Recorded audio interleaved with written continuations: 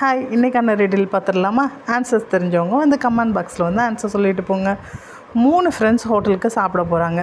அவங்க சாப்பிட்டு முடிச்சதுக்கப்புறம் டோட்டலாக பில் அமௌண்ட் 300 வருது. ஸோ 3 பேரும் ஆளுக்கு 100 ரூபா போட்டு 300 ரூபா பே பண்ணிடுறாங்க. பே பண்ணதுக்கப்புறம் தான் வெயிட்டர் கவனிக்கிறாரு, அவங்களோட பில் அமௌண்ட் 250 ருபீஸ் தான். இவர் தப்பாக 300 ருபீஸ்னு சொல்லிட்டார். ஸோ மேனேஜர்கிட்ட போய் என்ன சொல்கிறாருன்னா, இவங்க சாப்பிட்ட அமௌண்ட் 250 ருபீஸ் தான், 250 ரூபாய்க்கு பதிலாக நான் 300 ரூபா வாங்கிட்டேன். ஸோ 50 ரூபாயை அவங்கக்கிட்ட ரிட்டர்ன் பண்ணிடுங்க அப்படின்னு சொல்கிறாரு. ஸோ மேனேஜர் அந்த 50 ரூபாயை வாங்கிட்டு வரும்போது என்ன திங்க் பண்ணுறாருன்னா, நம்ம கொஞ்சம் அமௌண்ட் வச்சுட்டு இவங்களை ஏமாற்றிடலாம் அப்படின்னு சொல்லி. ஸோ 3 ஃப்ரெண்ட்ஸ்கிட்டையும் வந்து ஆளுக்கு 10 ரூபாயை கொடுத்துட்றாரு. ஸோ ரிட்டன் ஆளுக்கு 10 ரூபா கொடுத்துட்டு 50 ருபீஸில் 3 பேருக்கும் 10 ரூபா கொடுத்தா மீதி 20 ரூபா இருக்கும். 20 ரூபாயை அவரே வச்சுக்கிறாரு.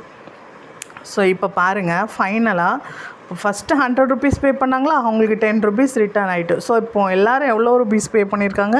90 ருபீஸ் பே பண்ணியிருக்காங்க, அப்படி தானே?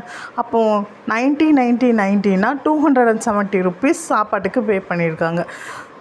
ப்ளஸ் 20 ருபீஸ் யார் எடுத்துக்கிட்டா? மேனேஜர் எடுத்துக்கிட்டாங்க. இதை டோட்டல் பண்ணி பாருங்களேன், 270 + 20 290 தான் வருது. ஆனால் அவங்க பே பண்ணது 300 ருபீஸ். மிச்சம் 10 ரூபாய் எங்கே? ஆன்சர் சொல்லுங்கள் பார்ப்போம்.